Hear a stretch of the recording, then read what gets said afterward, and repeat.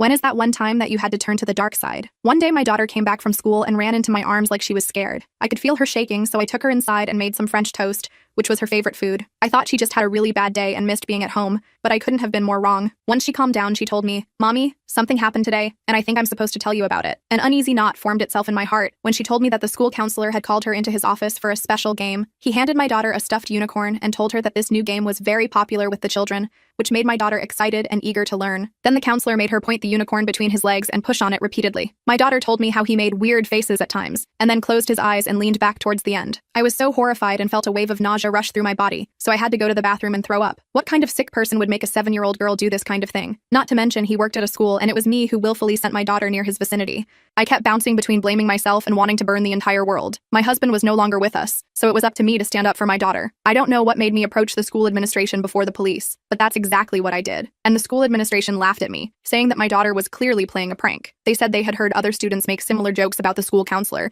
and said that parents should teach their kids not to lie. By the time I made it to the police station, the school had already called them and explained the situation. They thought I was a crazy mother who was trying to give merit to my daughter's filthy lie. I had looked straight into my daughter's eyes when she told me this story, so I knew she was telling the truth. But no one wanted to believe me, and I felt like I was in a nightmare. This is when I remembered something important, and ran back home to open my jewelry safe. Inside there was a note that I hadn't looked at for a long time. You see, although I was currently a doctor, I had been a very inexperienced nurse at one point. And one time, a very stern-looking man with a lot of face tattoos walked into our hospital with a bullet wound. No other nurse wanted to treat him since he looked so scary, so they sent me. I convinced myself that everyone deserves treatment, and cleaned his wounds with the utmost concentration. I even engaged him in conversation, and joked about how he should stay away from bullets in the future. When it was all over, the guy thanked me and handed me a note with his phone number on it. He said, "If you ever need someone taken care of, I won't ask for any payment." I typed in that phone number, and to my surprise, it actually connected. I told him who I was, and he said, "I remember you. What's the guy's name?" I told him everything, and I said that even though the guy was a school counselor, I wanted him to experience the full consequences of his actions. I never paused to consider that I was borrowing help from someone who dealt in lives. I just wanted some justice after watching my daughter hide under the bed. 2 days later, they found the counselor's body under a bridge,